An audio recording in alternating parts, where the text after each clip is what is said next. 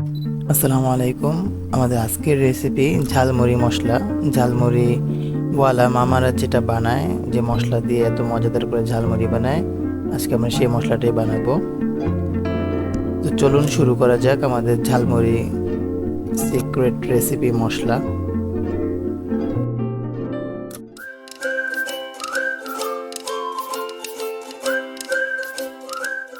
If you don't stop counting, then I can hurt it by your ghost. When you're leaving, all I hear is your like jhalmuri মশলা বানানোর জন্য এখানে আমি 100 গ্রাম সরিষা নিয়ে নিয়েছি।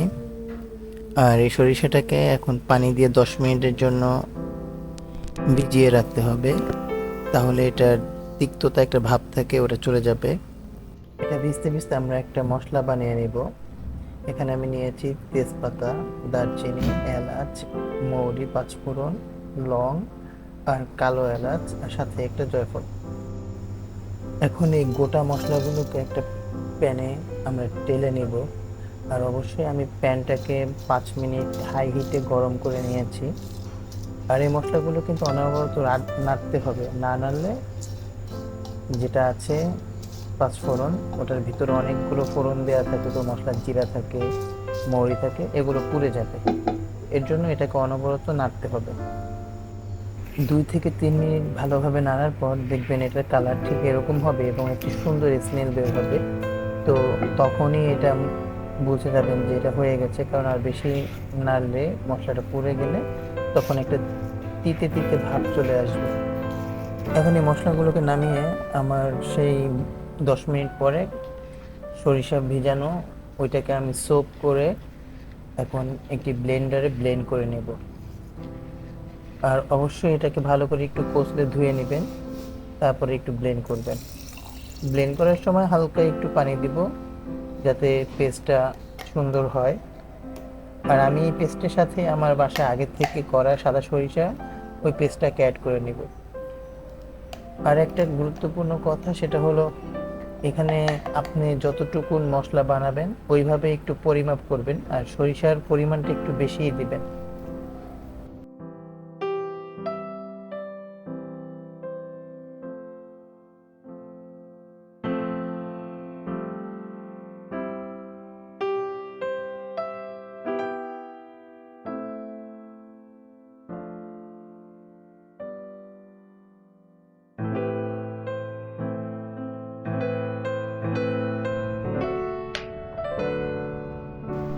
মশলাগুলো ভাজার পরে কালারটা ঠিক এরকম হবে, দেখুন একদম পুড়েও যায়নি এবং পারফেক্ট রয়েছে। তো এই কালারটা যখন হবে তখন আপনারা নামিয়ে নেবেন। এখন এগুলোকে আমি একটা গ্রাইন্ডারে গ্রাইন্ড করে নিব ভালোভাবে। আর গ্রাইন্ড যে করব সেটা বেশি পাউডার করব না, এটা আধা ভাঙার মতো থাকবে, কারণ এটা যত গোটা গোটা থাকবে তত আপনার মুড়ির সাথে এটা মেখে যাবে ভালোভাবে এবং দেখতেও সুন্দর লাগবে।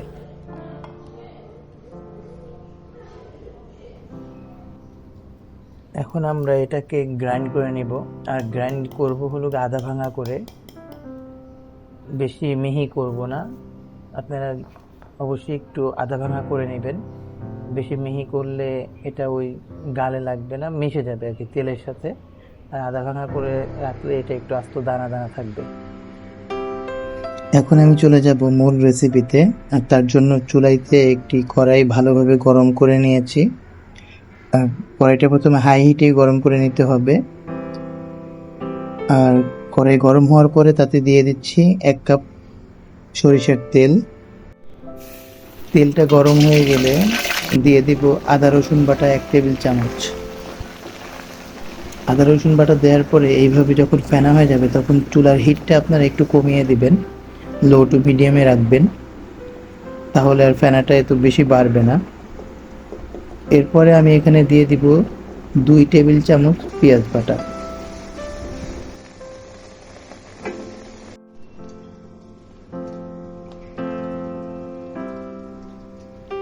শুকনো মরিচ গুঁড়া 1 টেবিল চামচ, ধনিয়ার গুঁড়া 2 টেবিল চামচ, জিরা গুঁড়া 2 টেবিল চামচ। এরপর এখানেও অল্প পরিমাণে পানি দিয়ে দিব যাতে মশলাগুলো পুড়ে না যায়। তারপরে একটু ভালোভাবে নেড়ে আমরা সেই সিক্রেট মশলাটাকে এখানে অ্যাড করে দিব, যে মশলাটা আমরা গুঁড়ো করে রেখেছিলাম। অ্যাড করে দেওয়ার পরে আমরা এটাকে ভালোভাবে একটু মিক্স করে নেব যাতে করে পানির সাথে এটা মিশে যায়।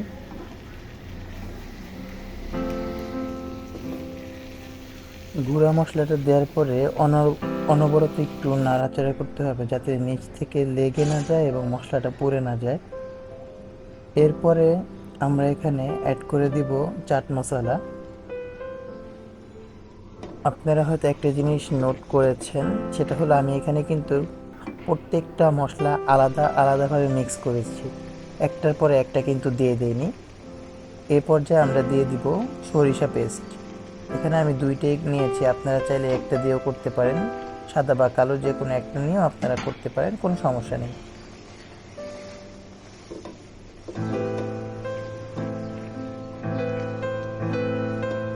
সরিষাটা দেওয়ার পরে ভালোভাবে এটাকে মিক্স করে নেবেন তেলের সাথে, আর না হলে খেয়াল রাখতে হবে যাতে নিচে লেগে না যায়, কারণ সরিষাটা দেওয়ার পরে অনেক সময় হয় কি এটা দানা দানা বা দলা দলা হয়ে যায়, একসাথে এক জায়গায় জমাট হয়ে যায়, তো ওটা যেন না হয় এটা খেয়াল রাখবেন।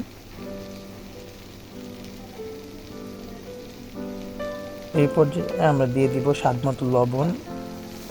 লবণটাও আপনাদের স্বাদমতো আপনারা টেস্ট করে দিবেন। এরপর দিয়ে দিব ভিনেগার 2 টেবিল চামচ। ভিনেগারটা এখানে দিবেন কারণ ভিনেগারটা এটাকে ভালো রাখার জন্য অনেক হেল্প করবে, এটা নষ্ট হবে না ভিনেগার দেওয়ার কারণে। আপনার যে কোনো কাচের জারে আপনি অনেক দিন সংরক্ষণ করে এটা খেতে পারবেন। বিট লবণ দিয়ে দিব 1 টেবিল চামচ। শুকনা মরিচ গুঁড়ো দিয়ে দিব 2 টেবিল চামচ।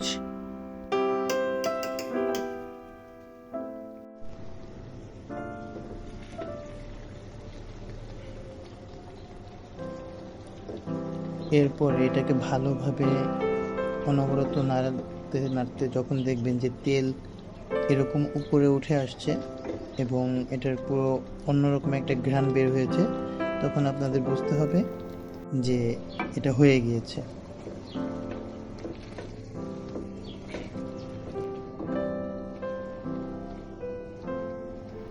ভালোভাবে নাড়াচাড়া করার পরে কিছুক্ষণ হওয়ার পরে দেখুন এটার রেজাল্ট কি হয়েছে, একদম দানা দানা রয়ে গিয়েছে।